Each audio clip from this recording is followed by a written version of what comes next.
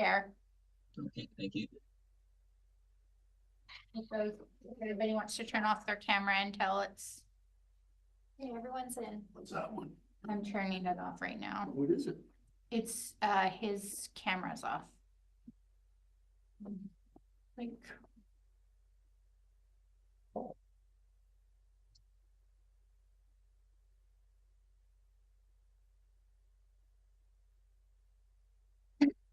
Thank you, Chair. Okay, we're ready to go? Yes. Okay, so I will call this meeting of the Finance Committee for Wednesday, May the 1st, 2024 to order. Recording in progress. Let me start that over. I'll call this meeting of the Finance Committee agenda Wednesday, May the 1st, 2024 to order. I'll start with a land acknowledgement. I'd like to acknowledge that we are gathered today on the traditional, ancestral, and unceded territory of the Tla'amin Nation, as well as all Coast Salish First Nations on whose traditional territories we have the honor to live, including my home on Wai'ete, also known as Liskidi Island. As Director McCormick did at the Committee of the Whole meeting last week, I'll also try asking prior to reports if there are any questions from the members that may help clarify subsequent motions. And I'll add to that, you know, if someone doesn't ask a question during that and the motion's on the table and a question comes up, that's fine. No need to apologize. That's normal. You know, that doesn't mean there can't be questions when a motion is on the table. But if questions help clarify the motion or help even develop a motion, that's hopefully the value of doing that. Okay, we have an agenda before us. Is there any changes, or would someone like to move adoption of it? Director Gisborne, Director McCormick, any discussion on the agenda itself? Seeing none, I will call the question. All those in favor? None opposed, carries unanimously. We have minutes from April the 3rd, 2024. Are there any changes or omissions? And seeing none, I will see if someone would like to move adoption of those minutes. Director Gisborne and Director Lennox, thank you. Any discussion on this item? Seeing none, I will call the question. All those in favor? None opposed, carried unanimously. Thank you. Well, we're right down, no delegations, no unfinished business or correspondence. We're right down to the reports. Our first report is the proposal for a generator at Haywire Bay Regional Park. Are there any questions before we get a motion? And if I see none, I don't see any. Would someone like to make a motion on this? Director Gisborne, it's the recommendation, I assume? Yep. Director McCormick, so any discussion on this item? Director Gisborne? Yeah, I guess the generator has done its duty. More than 15 years old. No one knows actually how old it is, but we need water at the park, and I guess gone are the days of the old hand pumps for water in our parks. So happy to support it because Haywire Bay is in Area B, and it's an incredible park, and I guess people do need water when they're out there on the hot summer day. Happy with it. Is there any other comments on this item? Director Lennox. Yeah, just a quick question. If this will sort of be included in our asset management attempts here at maybe a 15-year replacement plan, like what would the replacement plan? I don't know. I read about that in the report. Mr. Devereaux, would you like to help us with the longevity and life cycle, I guess, issues? Yes, through the chair, if I may, it is added to our if approved, will be added to our asset management program. Already consulted with the asset management department. They've got it on schedule there for replacements.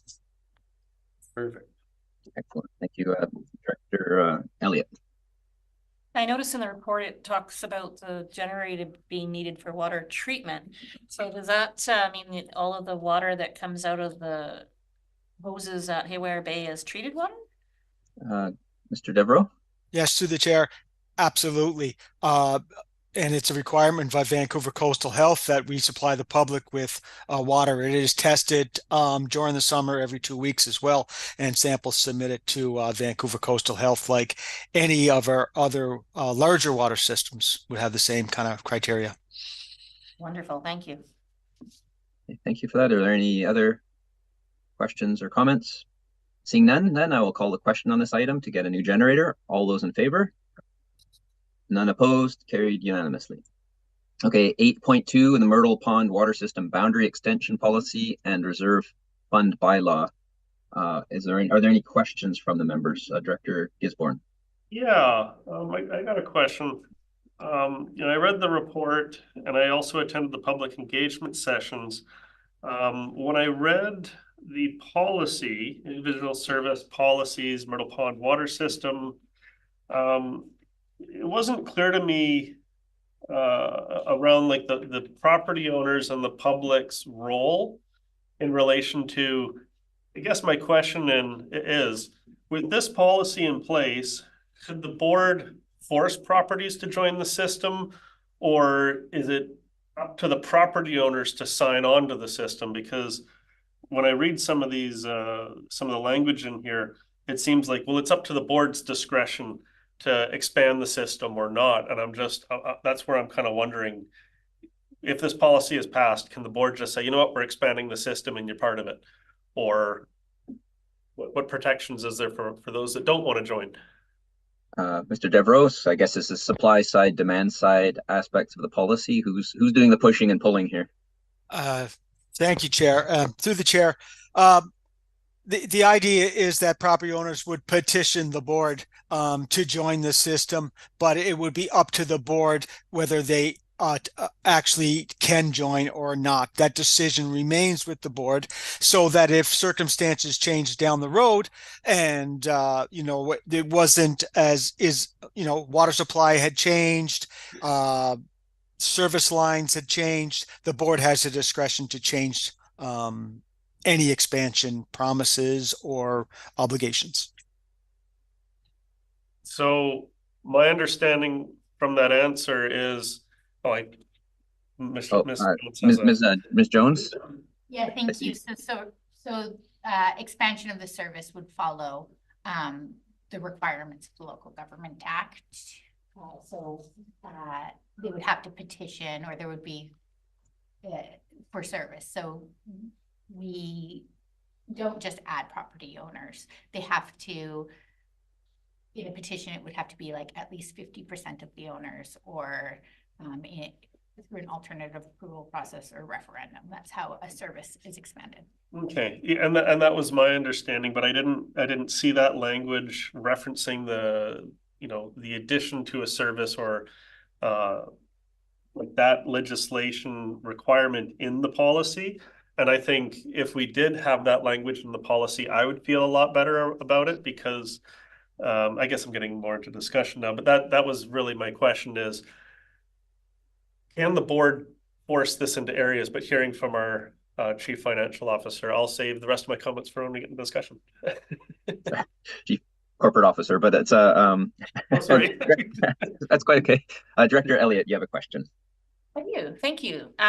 So my question is, having heard the explanation around extending services to new clients, if you did not extend the boundary, would they not still be able to go through that process with the boundary not changed, or is changing the boundary do something to that process? Mr. Devereaux, I'm not sure if that's CAO. Through the chair, the boundary demarcates the service area. So those people contained within that service area are the taxpayers to that service. They can opt in or out? No, they're in. Anybody outside of the boundary, that's what this policy is about. Anybody outside of the boundary that does not currently obtain water from the Myrtle Pond system. That's what this is all about. Okay. We're really trying to protect the water source and the water for those already contained within the boundary. Okay. Are there any further, does that answer your question, Director Elliott? Yes, thank you. Okay, are there any other questions before we get a motion on the table? So would someone like to make a motion? Director McCormick's the one in the agenda, seconded by Director Gisborne. Or is there a discussion on this, Director Gisborne? Yeah, because I attended the public engagement sessions for this proposal of boundary extension, because we did have inquiries over the last several years around, folks near the Myrtle Pond water system wanting to get on the Myrtle Pond water system. However, when we did get the study done and we saw the price that it would cost per property to join, there was, what was it one person said? I was one of the people that was really interested, but I saw the price and now I'm going to say no thanks. So that's where, you know, my hesitancy is about expanding the boundary, because I heard from a lot of folks out there that said, you know, if it was going to be a cheap thing, because sometimes folks think, well, it's just running a pipe. It's not that simple. And that's where I would actually like to see in the policy a line that specifies that to join the system, people need to petition for it. People need to ask for it. I want to make that very clear in the policy so that the public knows that the board isn't going to just come along and say, you know what, we upgraded the system, we can handle more houses and we want more money, and therefore, you know, we're going to add you. And I don't want that to happen. I'm seeing the CEO shake his head. And that's where I would just like to see another line in the policy that just clarifies that joining the system would be done by petition. So I hope that we're not time sensitive on this one. So could we send this back to staff and just have a, you know, I'm looking at the policy and there's 7 items, and I would be happy to see item number 8 saying, if you're going to join, you petition for it, and then it's up to the board to decide. Corporate officer, you have some comments on this? I thank you through the chair. Because legislation is higher authority, I don't know if it's necessary to be in the policy, because we cannot do that. That we would not, we have to provide that service. It has to be that they're requesting it, or it has to go through that legislative process. So that higher authority is what guides us. And there's several different ways that can occur. So I don't know that we want to just say that it will occur by petition, is what I'm thinking. I think that we have that higher authority guiding us, so we wouldn't be able to not follow that. Thank you. Director, is Director Gisborne, your follow up, and then I see Director Doubt. Yeah, and I'm taking a look into, you know, service boundaries. Yes, absolutely. One of the ways is by petition, but there are other ways to expand service areas. My understanding is one of the ways is that the board could choose to expand a service area, and then the participating director may sign on. There might be some provisions around the board overriding the director or going to the minister. There's all different kinds of ways to do it. And I would feel comfortable if we outline in the policy, you know, that it really, in my feeling, it should be up to the property owners petitioning to join, because there are ways to expand the service without the property owners necessarily wanting to join. And, you know, I know myself, I got great water, but I wouldn't like to force a service onto folks that don't want to join. And I know there's some folks that might, and there's some folks that don't.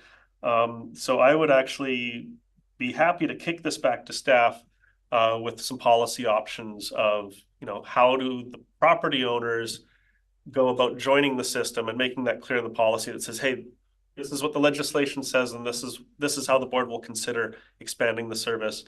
Because right now I see, any proposed amendment to the bylaws is subject to the approval of the Cathet Regional District Board in its sole and unfettered discretion. And I see that as, you know, it's really up to the board to decide to expand the service. And that's where it should be when it goes through all the other processes and policies.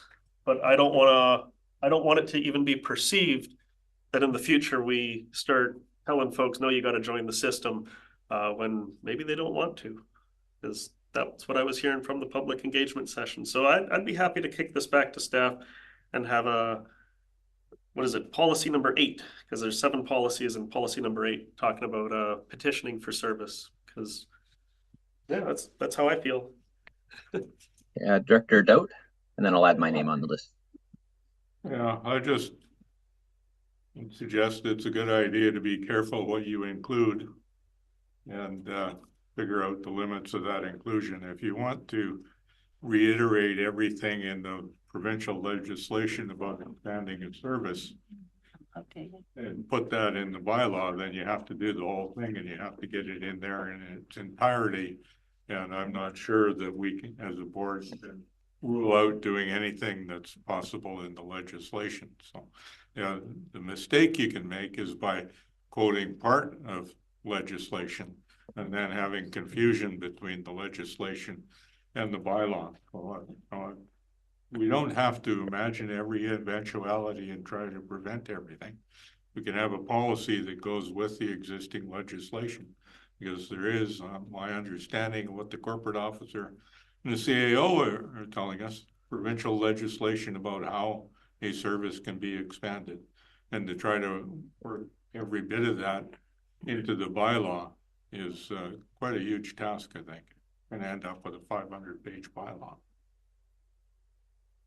Thank you for that, and I'll add myself on if anyone else wants to speak. But I have it's actually a comment and a question for our corporate officer. I hear what Director Gisborne's saying, and I do think, you know, that it's useful for the public to really know what's their role is. But actually, when I read it, it was clear to me, and I'm just wanting to be, you know, clarify with our corporate officer. The very first sentence of the policy section says properties currently outside the boundaries of the service area may be permitted to join.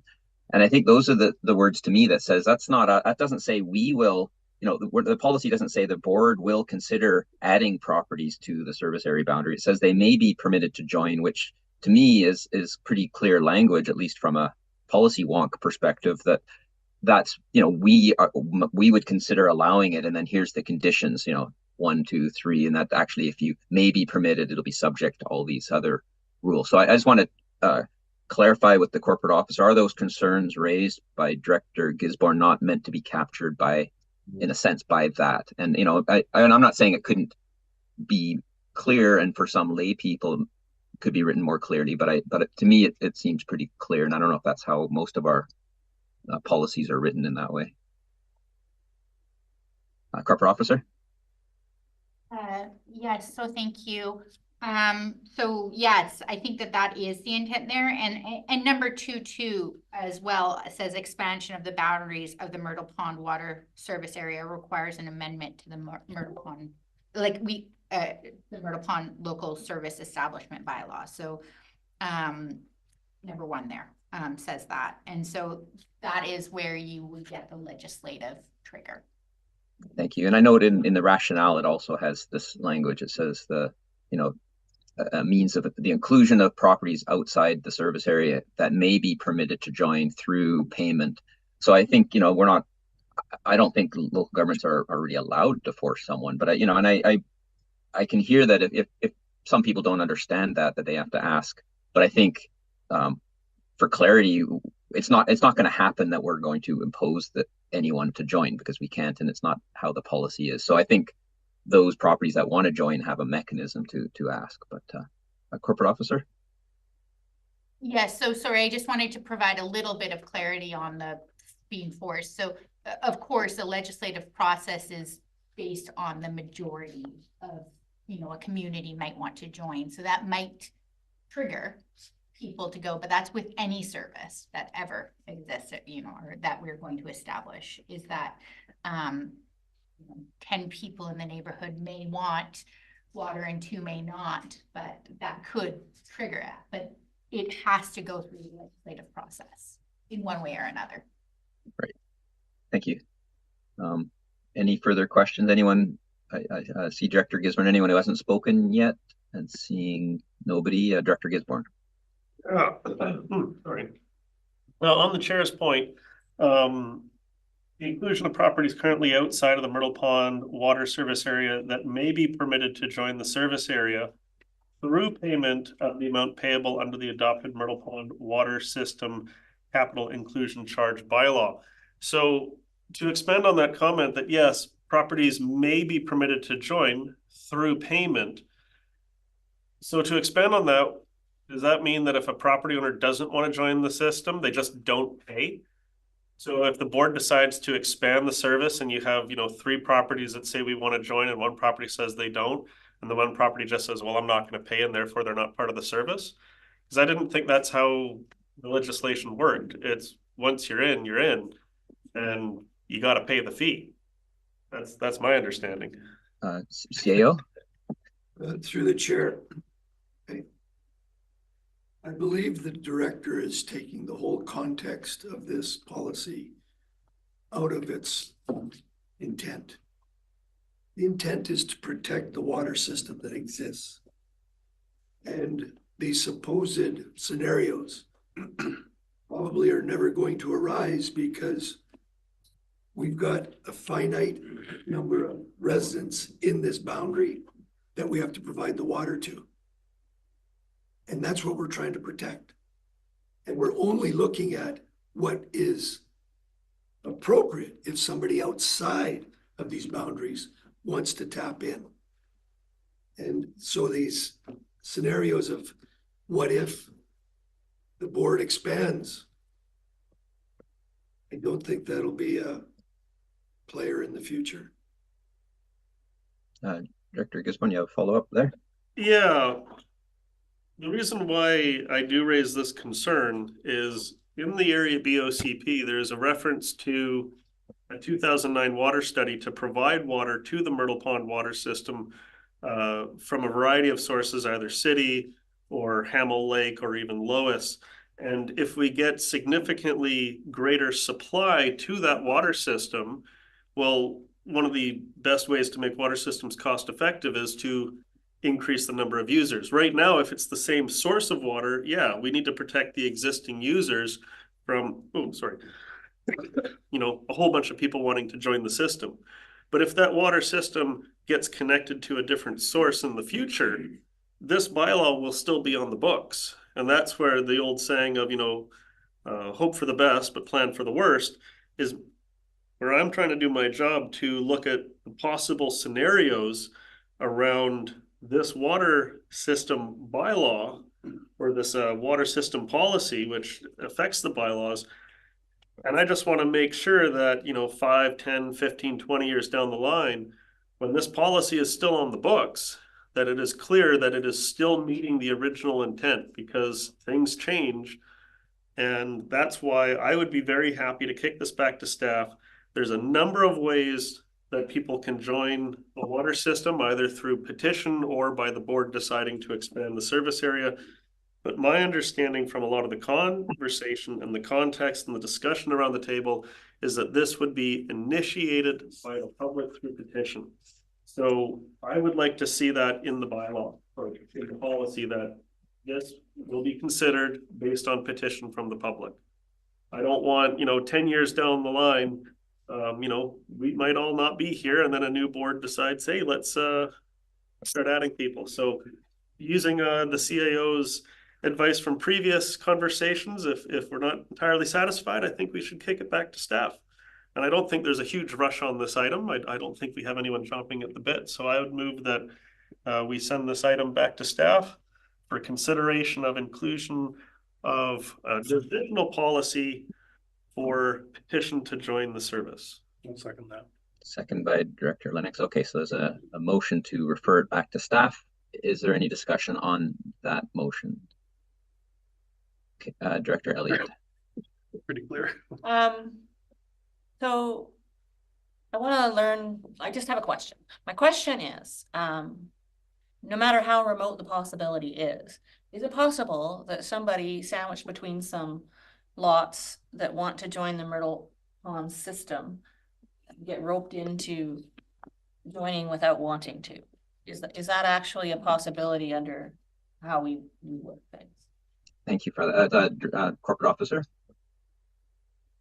Yes, of course, that's a possibility, because the way we establish service is through petition.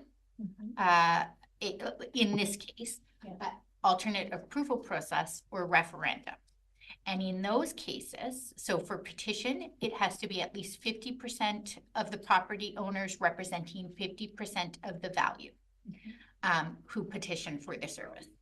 And then for an AAP, it has to be, if less than 10% are against, then they could. But there could be people who object, who are pulled along because, a neighborhood of 10 has 8 people who want to do it, or 9 people. That's a bad example because the 10% threshold would be met. Right. And then same with the referendum. So in all those cases, it's based on the majority of the community desiring a service. Same if you're going to put lights up in a neighborhood, like street lighting is a common one that neighborhoods see. Not everybody wants streetlights, but if most of the neighborhood wants streetlights, then everybody has to pay for those streetlights. Mhm. Okay, so just is putting something in the policy around how that's initiated, it could change based on any change in legislation, could be inconsistent at any time. So if we kicked it back, just my comment would be to not explain specifically how that's done, but that it's governed by a certain piece of legislation. That would be my suggestion. And I think the purpose was making sure people understood and were aware of this remote possibility. If everybody in your neighborhood wants this, it might happen, and this is how it's governed, right? So anyway, that's my comment. And I saw corporate officer, or sorry, CAO, did you have, and I see Director McCormick. No, okay, I saw your hand up briefly. Director McCormick and then Director Dowd. Director Well, McCormick? just to say that I agree with the kinds of concerns that Director Elliott is raising. I would hate to be caught up in a situation where like an inclusion charge is $30,000, and that's a lot of money to expect somebody to fork over if you weren't in favor of the. Well, you already got your own well and everything. Yeah, but if you have your own well, do you not still have to contribute to the whole system? So it doesn't matter whether you have your own well, you're still being expected. That's a lot of money. So I think, you know, having more clarity around that would probably be very helpful. Thank you. Director Dowd. Yeah, I'm just not quite sure where to go on this, but I think we have to remember what we're trying to do here. And I think what we're trying to do is protect the water supply for the Myrtle Pond system as it works now. And to, you know, that's the goal, I think, is to maintain the size of the service area as it is now, because it matches the water supply that's available, and to protect that from being diluted in the future by having a policy about how people can be added. I think the provincial legislation, if people want to, the key word is want to participate in an expansion of the service, they would have to go through a lengthy process under the legislation. And democratically, yes, the majority might decide they want to do something that the minority doesn't want to do. That's the way it works. But I don't think the goal of the bylaw is to prevent anybody from having access to a water source. If what we want to do, then we should have the water supply prevention bylaw that would say no one can have a water system, you know, attached to the regional district because we don't want anybody else to have access to water. That would be the simple way to address that. I think limiting how you're going to use the water system makes sense if that's what you want to do. And to protect the water system, that's a nice positive resolution. And if you read Robert's Rules of Order, that's what resolutions are supposed to be, about doing positive things. If you try to rule against everything that could possibly happen that you could imagine not being good in the future, it just doesn't work. Big list. Yeah, corporate officer. So we just had one more comment to say, because we did talk about how, you know, how it would occur and it has to be 50% and people who didn't want to, but that final decision about who to include in the boundary, it rests with this board. So that it rests with the board. So who to expand service to and who doesn't. That final decision does rest with the board of directors based on the the decisions you want to make. Thank you. And I'll add myself, and then I see Director Gisborne for a second on this one. I guess I'm good with the way it's written. I think it's clear, but I'm not going to oppose this resolution because I think adding some clarity on for the potential property owners is okay for me. I think it's clear how it is, but I think adding something, as long as the kinds of concerns that have been raised by Director Dowd and Director Elliott are addressed in it, in the sense that we're not adding in specific legislation requirements. It's really just if there's a sentence in there that basically just says this is how it works and that it's not giving any false pretenses, they may be included. Of course, the board, if we have 5 people want to join and then 3 of the neighbors don't, and there's a big, back and forth, that is going to be up to the board to decide. But I think if there's just some general language on saying, basically, look here for where this, this is how service areas get amended, or here's the, here's the possibilities, or how it works a little bit more would be good, without getting into, section such and such of the Local Government Act. So I guess I'm just saying I'm okay with it going back, although I would be totally fine with it passing the way it is. Director Gisborne. Thanks, Chair. Yeah, based on the discussion, we've referenced policy, we've referenced bylaw, and sorry. I just want to clarify that the bylaw itself, the bylaw to impose capital inclusion charges, has already been passed and adopted by the board back in February. So if someone is going to join the service, we've already adopted the bylaw that says you got to pay over $30,000 to join. So that's already there. I think that already protects, the existing users, that if anyone's going to join, they got to pay the money. What we're talking about today is the policy that, governs the organization and the board for its decisions on expanding that system, on whether it's 1 property or 10 properties, and how we go about doing that. And one of the other reasons why I would like to see that policy language added and having it go back to staff of, hey, we want this to really be driven by the property owners, because there's an improvement district right next to the Myrtle Pond water system. And as we all know, the province wants improvement districts to go away. And if the province starts going, well, hey, you guys should really take over this improvement district, and our policy says, hey, it's really, we really want to see it up to the residents and the property owners to be asking us for us, that we can then rely on that policy to turn back to the province and say, hey, yeah, we would be happy to take on the improvement district, but the improvement district has to ask us. And that's where having that language in the policy, I think, would help kind of give everyone a little bit more peace of mind. That way it's more in line with the intent of what we're trying to do today. And our corporate officer, I think I said it right this time, is absolutely correct. It is up to this board. And I think this board that we have here today is a very reasonable board that's very in line with the views of the public. But keep in mind, elected bodies are kind of like schizophrenic roommates. You never know who you're going to have at the next election. So the decisions that we make now will carry on into the future. So I'm happy to have this go back to staff to just make sure that we really make sure it's clear to everyone, so that we can fall back on the policy to say, look, this is really about community-driven requests for joining the water system. And, some future board doesn't get any strange ideas, or the province tries to do anything forceful, that we can say, hey, this is our policy. It's up to the property owners to really come asking for us. So I'm happy with it, and I hope people support the resolution to kick it back to staff. And yes, we do need to protect water, and I hope we have further discussions around water, but I don't want to take up all day. Thank you, Chair. Okay, yeah, so just so we're clear to ourselves too, and that we're clear what we're asking staff, so this is about clarity for the public. The motion that I have before us is that this is to refer the report to staff for information on clarity of intent and purpose of the policy, including legislative process for expanding a service boundary. Is that in line with what's on the table? Okay, so is there any is there any further discussion on that motion? Okay, seeing none, I will then call the question. All those in favor of that motion? Okay, and those opposed? Director Elliott and Director Dowd and Director Brander, I'm in favor, so it passes.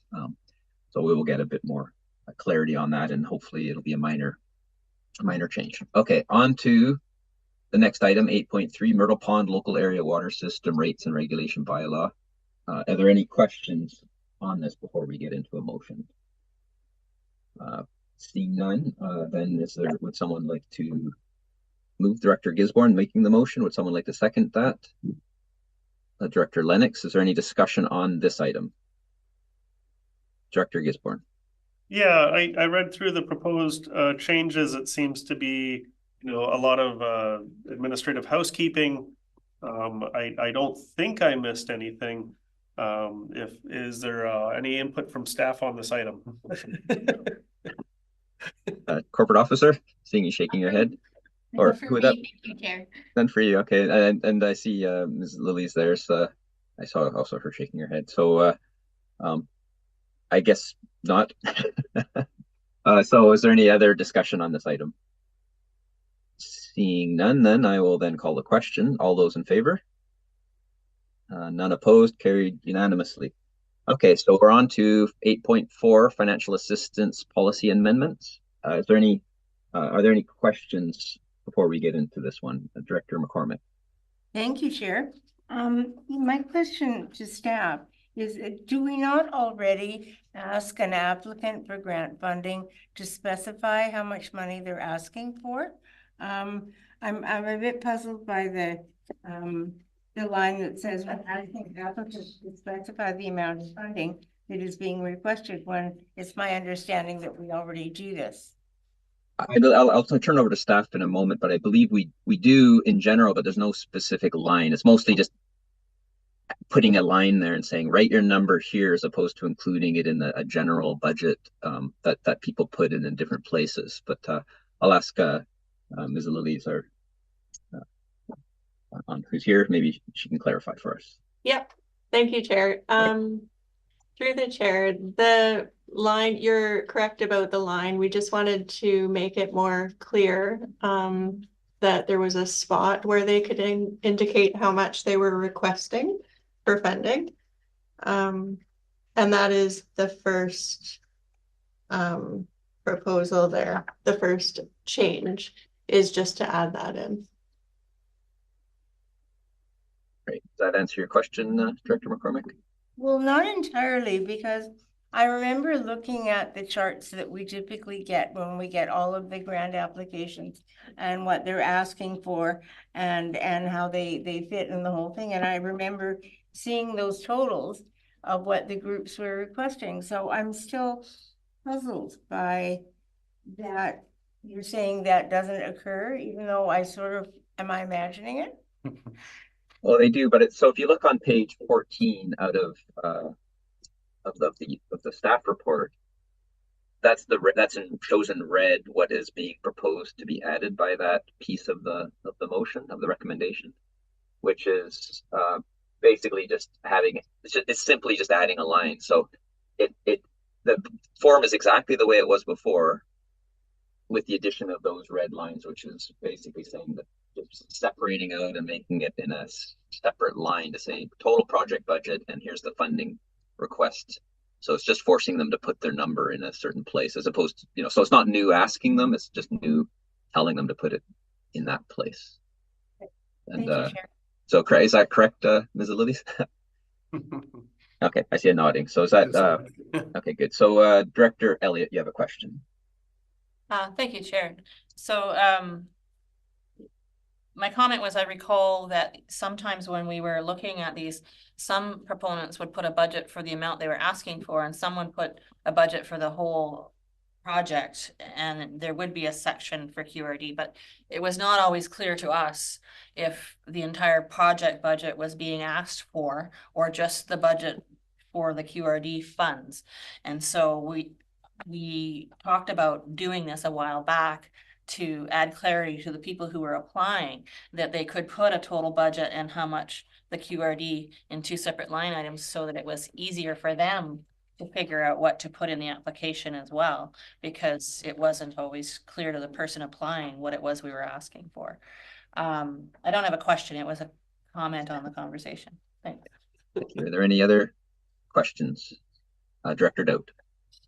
Well, I'm gonna stretch the credibility of questions and just say, I like this report. I was just on Monday talking about somebody who's trying to navigate grant application processes and was frustrated at some of the questions, like, what they're saying to me is like, why do I have to go and figure out how many volunteer hours we've spent? And I tried to point out that a lot of functions require volunteer hours, because if you have more volunteer hours, or frankly more likely to support you with money than if you don't have any volunteer hours. And when people don't know what you want in a grant application, they're less likely to actually put things in the right lines, as Councillor Elliott says. If you have a line that clearly said, how much money do you want from us? That people can put a number in there that they think is appropriate, and we will, as a board, will do it. So the more clarity we can have on the applications that people put in, the less disappointment they're going to be, and the better job the board is going to be able to do on setting our priorities for who we use the limited funds for. That's not really a question, but I got at the end, I'll say, why not vote for it if you believe that? Okay, well, if we're getting ready for that, that seems to lead us to the next piece, which is getting a motion on the table. Would someone like to make a motion? I'll move option 2. Option 2, which is, okay, Director Lennox, so that's without removing language, okay. So discussion on this item, and I'll add myself to the list. Okay, so, pardon me? Well, isn't option 2 the one where it's removing a lot of the language around economic development, grant and aid, and social planning? Yeah, Option 2 is, we are removing language. Yeah. Okay. So just for clarity for staff, so option 2 is just the first 2 bullets of the recommended item on our agenda, right? That's incorporation of the new language from the board, the February 28th board meeting. Option 2 is the one in the package. Yeah, option 2 is the one on the agenda. And that's where it removes the choice of 3. Oh yeah, okay, yeah, right. Yes, option 2 is the one on the agenda. I had it backwards. Thank you. Is there any discussion? And I'll add myself on there. So seeing none, I have actually an amendment to put forward on this, and I sent it to the corporate officer. I can, and if I enable, I'll speak while it's coming up. Basically, I think this motion's great. I think it helps us move along. There's potentially going to be some learning bumps as we try to figure out this process, this revised process, and I'm optimistic that we can that this new process will help us reach recommendations that have broad support by the board and provide the best distribution and depth of the support that we are able to within the limits of our available funding. I want to thank staff, and in particular our manager of financial services, Ms. Greenan, for all the efforts it has taken for us to adjust this process, not just in this last round, but over the last years. Those who were on last term, we've been changing the financial assistance process, and hopefully we land somewhere. So I really support these changes, and the one thing I was thinking about though is the third bullet in the motion, which is to remove the grant streams. That section includes some wording about goals for financial assistance that I found kind of useful, and I think were developed over some time and took some effort. The policy statement section and the project criteria sections mention general factors, and maybe I'll read. Maybe I should get my amendment up. Yeah, I'd love to know what the amendment is, Chair. Corporate officer? I just haven't received anything from you, Oh, Director. okay. My apology. I thought I sent it by email earlier, so I just put it in the chat. So we'll get that up there, and then we'll know what I'm talking about.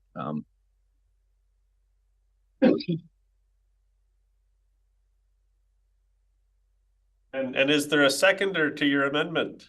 Yeah, so we'll see. So the motion, I'll read it while the corporate officer is working. It's basically to move some of the bullets in the that are part of the text that's removed related to streams up into the project criteria section. And so then that actually provides some detailed guidance for that doesn't get lost on some specific elements that we would consider. And I'll review those if it gets seconded. I'll stop talking until we get it. I'll second it because now I know what you're talking about. Okay, thanks, and apologies for the mess. I thought I had sent the so there's the motion, which is to, and I'll direct your attention to that those funding streams portions of the report. The policy statement and the project criteria sections have general factors. It talks about quality of life, well-being, community involvement, the good of the region and its residents. But this amendment takes some of those bullets from the grant funding streams, merges them and reduces them. So I took out ones that were repetitive and tried to include just the ones that were not repetitive and that added, I think, some potential value for applicants. So it reduced the number, I think there's 12 or 13 of these bullets. So I kind of merged a few together. And if you look down at that funding stream piece, you'll see, so that some of them are verbatim. So develop skills, knowledge, and experience for members of the community. I merged the arts and culture and recreation opportunity into one. So provide arts, cultural, and recreation opportunities for residents. Provide improvements to environmental quality. That's a verbatim one. From the general grants, and I'm just going to pull up that section from my, I didn't include, or what I'm proposing not to include, are from the general grant and aid one. Where are they? Down, right. There's some general ones that were things like support the enhancement of a positive quality of life. That's already in our overview one. Support community well-being. That's already in the project, in the policy statement. And then the economic development, I took all the economic development bullets and merged them into one to talk about economic benefits, such as creating employment opportunities, local spending, especially from outside sources. That's merging the three into one. And then the social planning section, I tried to pull out the most important: enhance social cohesion, address root causes and effects of poverty. And then I merged the last three, which talked about livability, inclusion, social equity. So trying to keep it, if you have a big list of 10 things, people won't read them. This is really to help different groups see, we talk about well-being, we talk about our pillars of sustainability, and then this is a little bit more to add the kinds of things that we would consider. So it just adds to that project criteria section after saying what we can do with our discretion. Applications will be considered for initiatives that look at these things, which all directly relate back to our strategic plan, our 4 pillars: cultural, recreational, social, environmental, economic. So anyways, that's the proposal, and I will open it up. And it kind of is to merge an in between of the option 1 and option 3. So it's removing and cleaning up those funding streams, but moving this up to the criteria where the applicants will actually see it in a form that's relevant for them when they get to that piece of the application. Okay, so Director Gisborne. Thank you. I'm very glad to know now what we're talking about. I actually support Director Fall's or Chair Fall's amendment.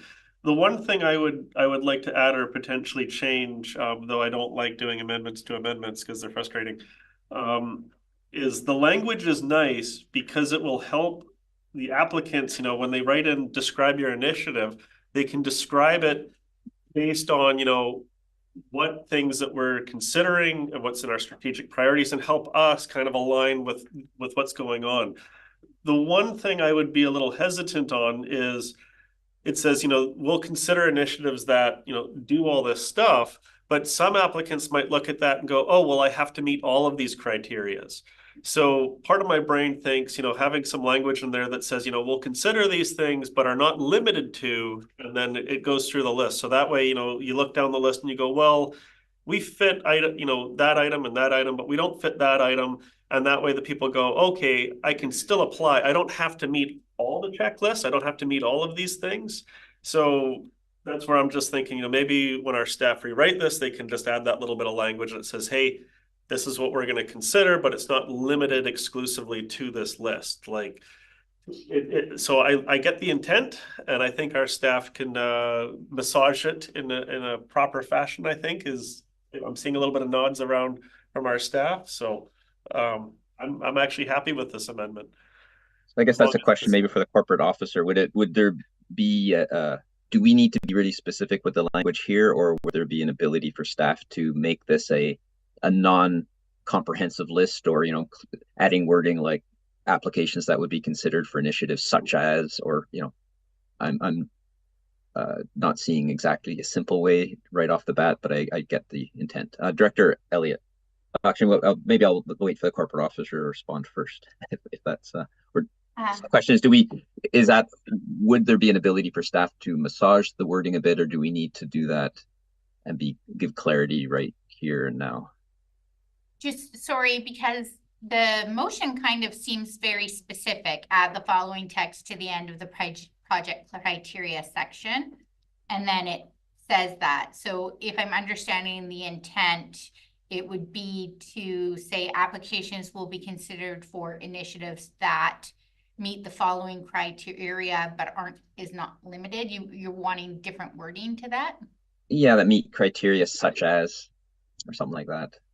I'm Might fine be with that. better So to do a secondary amendment and get the wording correct. Why don't we share the screen and do that now? okay. I don't actually know. And where then I this see Director Elliott criteria and then section Director is. Dout, but Great. so applications. So I'm just trying to get back to the So we're thinking applications will be considered for initiatives that But we're removing those. But are not limited to. Change the word. Point of order. oh Yeah. so A Yes. point of order. Director Dout. It seems to be what we're doing now, is having a workshop between the chair and the corporate officer about what the amendment or the amendment to the amended amendment might be that we're talking about. I don't know what we're talking about. Seems like we have a workshop going on instead of discussion about a motion. And I'd like some clarity on where we're going. So when we vote, we know what we're talking about. Okay, quite right. So That's my point of order. yeah, no, it's fine and well received. It was based on a comment by Director Gisborne, but maybe I had Director Elliott on the speaking order, and maybe what we'll do is hear from the rest of the board, and then if a member of the board wants to make an amendment to this amendment, we can entertain that and we can add the words. So Director Elliott. I see our CAO has his hand up. Does he want, does he CAO? have something that he wants to say before I talk? Through the chair, I would recommend that we postpone this because I'm going to call upon Al Sebring's presentation to us in session. I'm seeing a lot of green bananas happening here, and this is just not going to work. So I think we postpone it and bring it back. And then everybody will have an opportunity to digest what it is everybody wants. Director Gisborne. I was actually. I'm actually on the list first. Oh, you're on the list. Okay, First, Director Elliott. Okay, Yeah, continue thank on, you. Director Elliott. Thank you for my aggression. I'm just kidding. So I don't mind postponing either. I did want to comment that I believed that these points belonged best in the section that is how does your project benefit the community, and some guidance around what we're looking for in that particular section. There is no project criteria section, and so I wasn't sure if you were talking about creating a project criteria section or if you were speaking to some other thing that I can't find. But I thought that what you were getting at was the question around how your initiative to benefit the community and what we're looking for in that answer. But that's my comment, and I think postponing is a good idea. Yeah, Director McCormick. Yes, thank you. I'm in favor of postponing as well. Although I think the goal of amending the amendment can be accomplished by changing a single word, and that is changing the word that to such as. But I'm also considering the issue of the criteria because I don't recall having a discussion overall about criteria for grants and aid, certainly not since we've merged them into one pool. And in order to make those decisions effectively, it seems to me we need to have a set of criteria on which to base those decisions. So since we are sending this back to staff, I would ask that that be part of the information that comes back to us is a recommendation on developing criteria, for these grants. I think that's really important for us to do. Yeah, Director Gisborne. Yes, we actually don't have a motion to postpone right now. It is still the amendment on the floor. I'm going to think about Al Sebring's presentation, and I think it would actually be more appropriate to refer this item to staff for the proposed changes, because postponing is essentially saying we'll bring the same thing back. But if we do a motion to refer to staff, they can then add, the language based on the discussion that we've had around the table. And when we have a motion to refer to staff, then I think the directors can go around you know, throw in their 2 bits if that's what they wish to do. So I'm gonna make the motion that we refer this item to staff. Is that okay? And Director Elliott seconded, and I see corporate officer, did you have your hand briefly? You're good with that? Yes, I just wanted to make sure that we were going to, yes, we're good if we use that language. Yeah, I move that we refer this item and the amendment to staff. Is there any discussion on that? Was there a seconder? It was seconded by Director Elliott. Director McCormick. Yeah, thank you. So further to the point that I was raising about having a set of criteria for decision-making and of the applications that we receive, will that just become part of the information we get back? Or share perhaps through to staff, to our corporate officer, do you need a motion from this committee directing that be included? Or that at least identifying a process to develop those criteria being in a workshop, who knows? Corporate officer. Sorry, thank you, Chair, for the clarity. So this project criteria section, so referring this amendment and considering that in the policy, wouldn't it address your need? We want something additional to that? Is that? I have no problem with the criteria as listed by Director Fall, but I don't know that those are the only criteria we should use. It seems to me that if we all brainstormed, we perhaps come up with others that were valuable as well. So that's why I was looking for a process where we could, you know, establish the criteria that would be appropriate to use. I think that's really important because it gives us all a context then for decision making so that we know, oh, well, this fits, you know, item 6.2. It's like, what part of the strategic plan, you know, does an issue come under? What part of the criteria does this application come under? CAO. Through the chair, if the committee allows the staff to take a stab at this, what I'm proposing is staff will reach out to other entities and find out what they may contain in their policies for criteria. And we will formulate what we think best fits here within our domain. And once that's in a report form, then the committee can certainly look at it and expand upon that and go from there. And I would recommend that if you do have such amendments, please submit them prior to the meeting date. Thank you.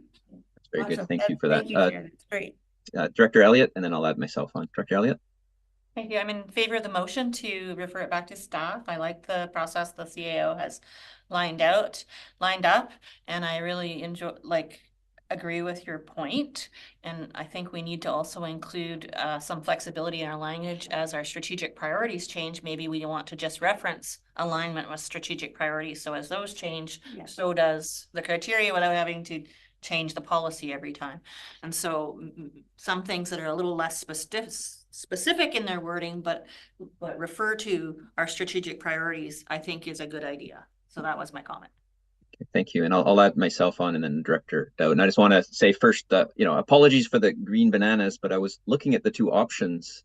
One in option 2, which is the one we had, which is to remove the funding stream. And I was thinking about option 1, which didn't include that. And I thought we can't leave them in there because they need to change. But I also became concerned that we're throwing a lot of useful information out, and I didn't like losing all that had been worked on, that language, and I like most of the language, and I concur with the need maybe to review it and get other information. But, you know, I did my best to try, but I do recognize it is a green banana, and I think it's better to do this process. So I think referring it makes sense, and getting that process, and then we'll be able to see what exactly that looks like, and then we'll have something a little more concrete to discuss next time.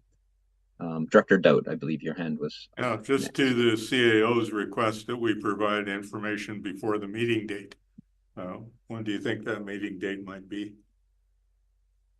I believe it is. Through the chair, that will be dependent on when the author finalizes the new report, and then you'll have ample time to review that report and submit your new amendments to recommended actions as outlined in our procedure bylaw. Thank you. Okay, thanks. So is there any other? So are we good to vote on this? Any other discussion on referring this to staff, and we'll get a revised language and maybe some revised wording, and then we can chew on that next time. Okay, seeing none, I will then call the question on referral. All those in favor? None opposed, carried unanimously. Thank you, everyone. 8.5 is our next item, Parks Regulation Amendment Bylaw, and this is about camping fees. And I'll start with asking if there are any questions for staff on the intent here. Director Gisborne. Yeah. Would we as a board be allowed to keep Haywire Bay's camping fees the same? Because I noticed there's a list of options, but I didn't see any of the options saying that we can just keep the fees the same. CEO? I know there was a... Oh, sorry. Chair, I guess you can do whatever you feel or desire. However, you did instruct staff during the budget process to move them. Yeah. And I would say that would then been a heap of waste of time on staff's part to go through all of this hard work, present you this report, and then now you say, sorry, too bad, so sad. Director Lennox. And thank you, Chair. Just a question, page 2 of 17 amongst quite a thorough report here. I noticed that it does say that the 2024 budget is dependent on the increased fees, but which increased fees? All of them. Like which option? I mean, like, will apply. Okay. So do we have Ms. Lilly? Sorry, I'm not the chair.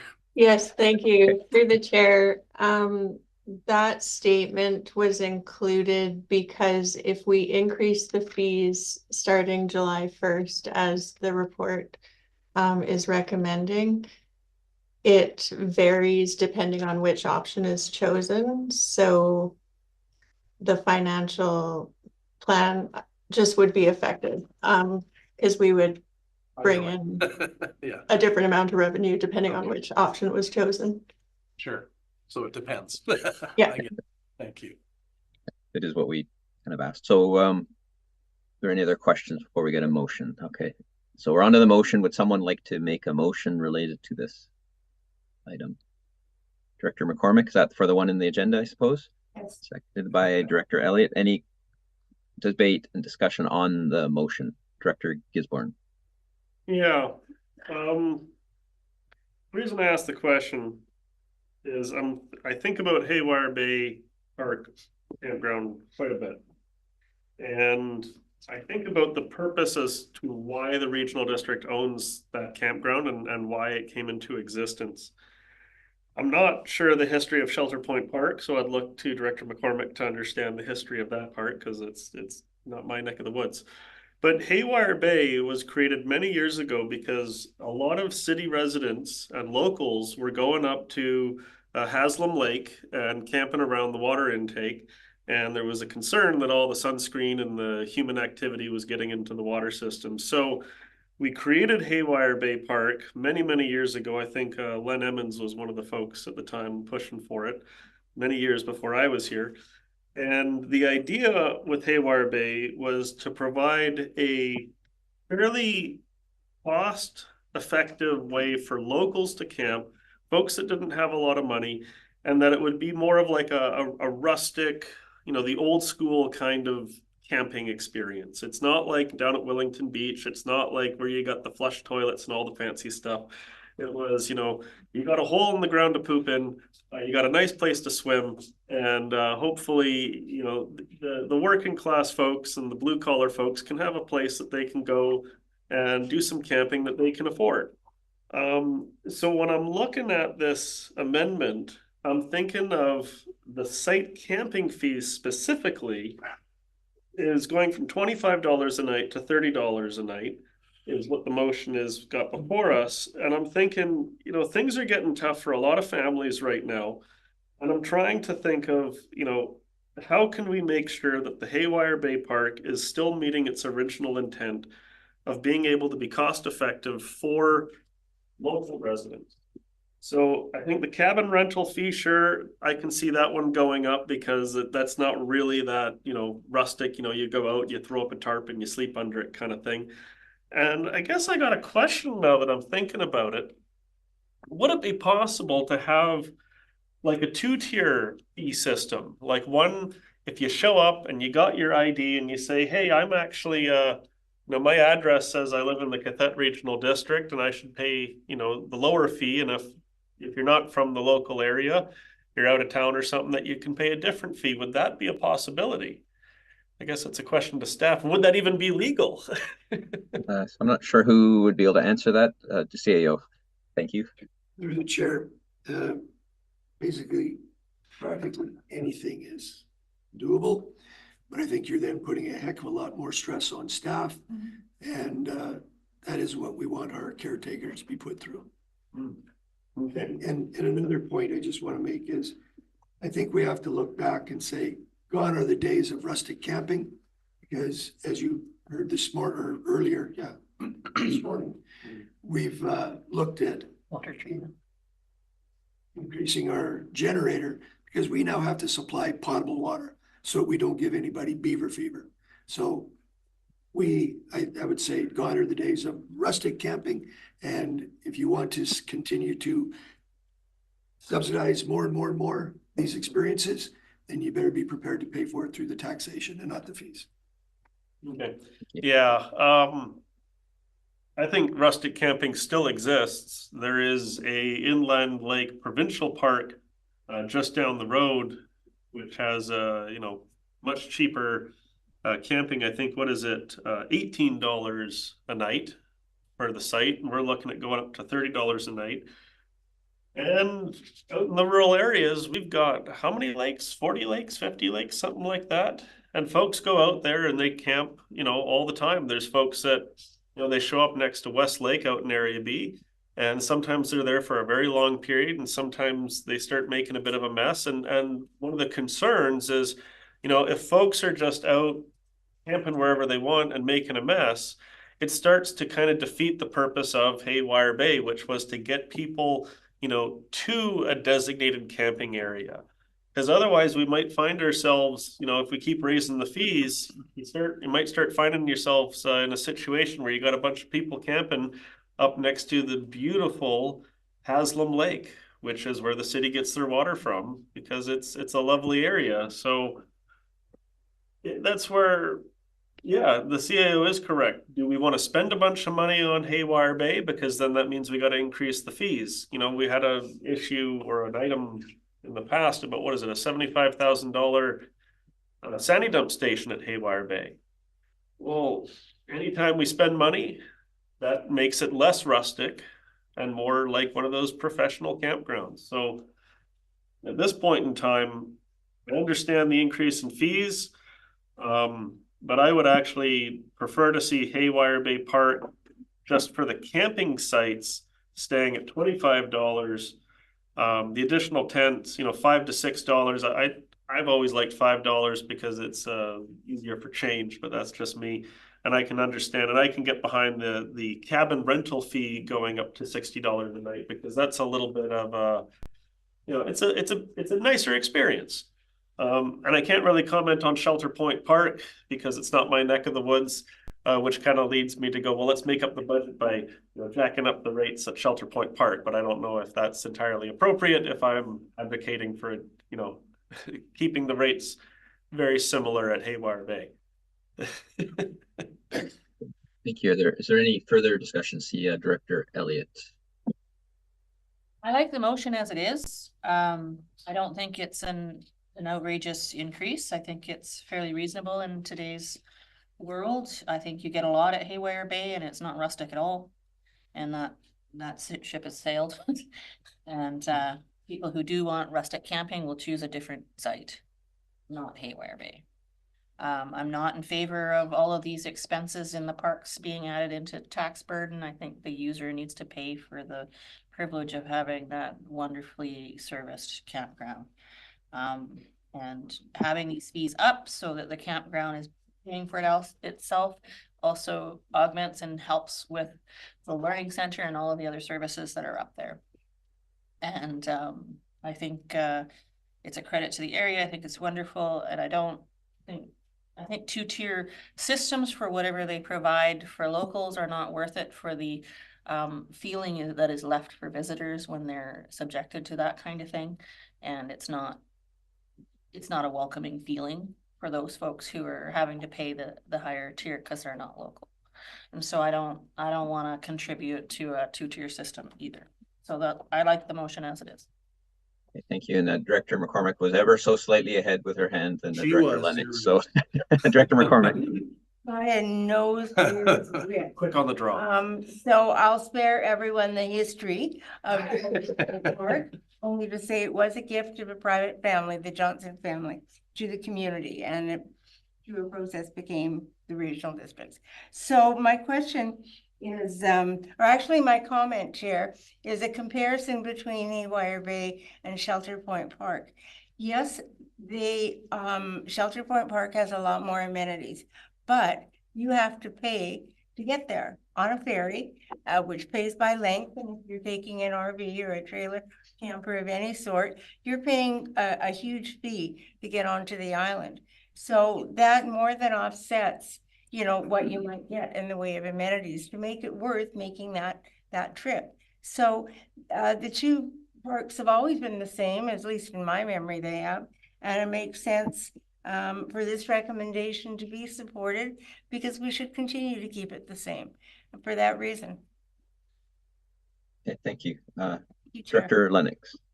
Yeah, thank you, Sharon. You were ahead of me, so I will agree with that.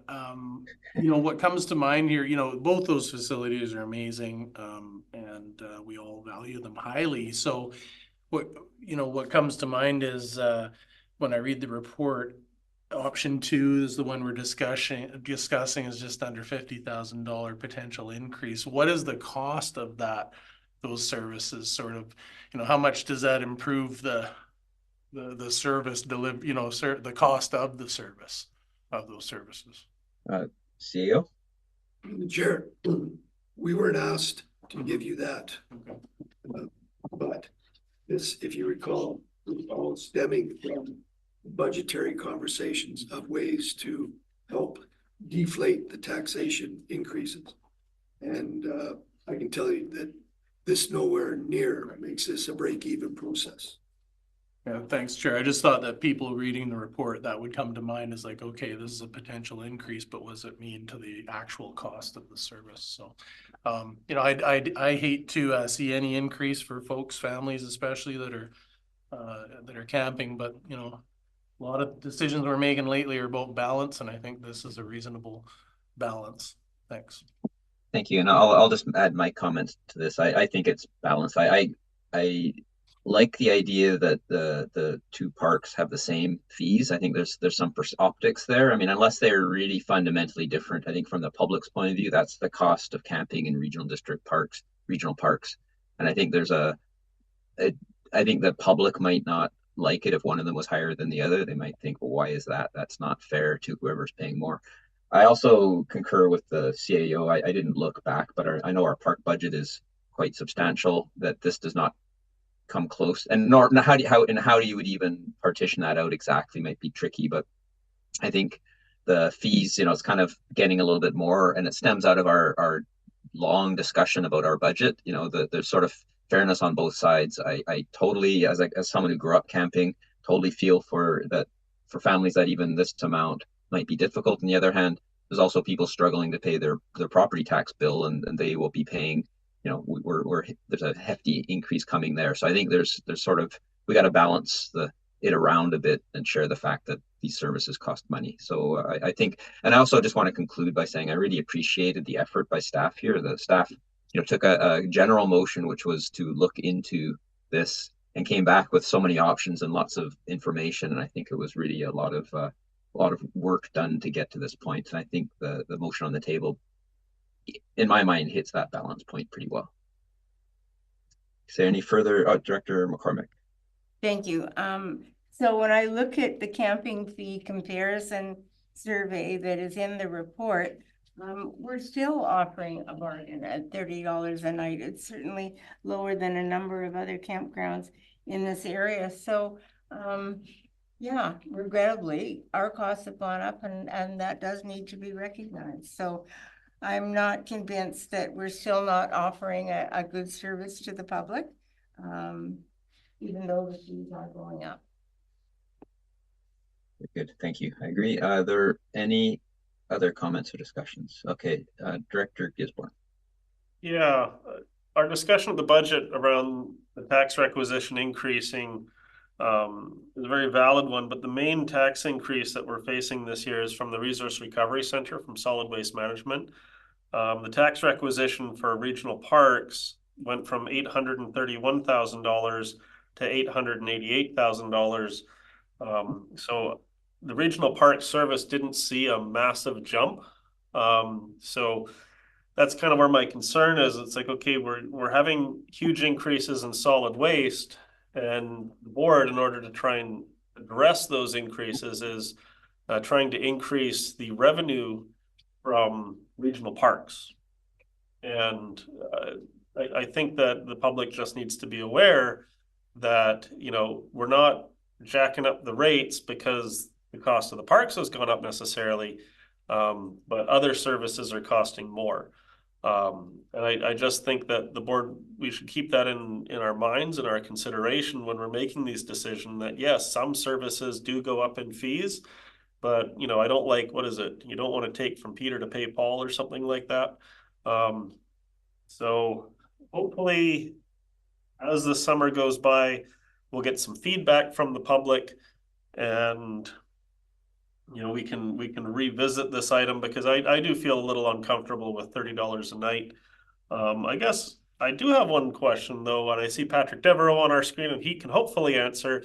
How is the capacity, the annual capacity of Haywire Bay? Is it typically full all summer, or like how are we looking there?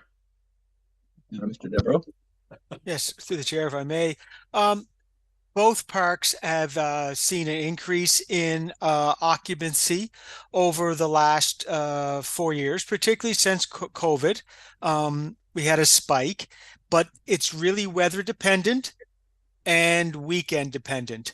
So if it's a sunny weekend in the summer, both parks are normally just about at capacity. And if it's a rainy week, Tuesday, Wednesday, you could have up only 3 or 4 people, 3 or 4 families type thing camping at each park. It's really weather dependent and season time. So high summer, yeah, July, August, busy. After Labor Day weekend, it just crashes down to nothing. So the last couple of weeks of summer, there's nobody there. Okay. Thank you Yeah, oh.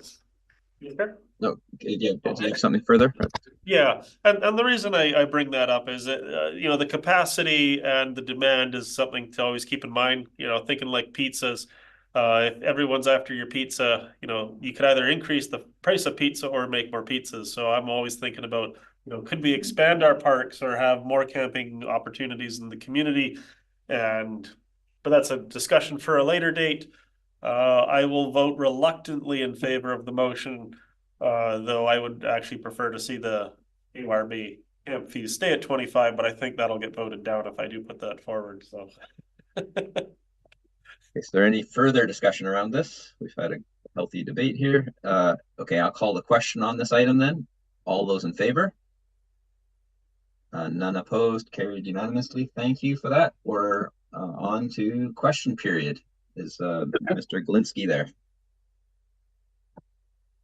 I am here, Chair. Thank you. Everything's pretty straightforward today. I don't have any questions. Thanks for the opportunity. Very good. Glad we are all clear for you. There's no in-camera session, so we are adjourned. Okay, and Lowrider Chair. Recording stopped. I'm going to get rid of that one.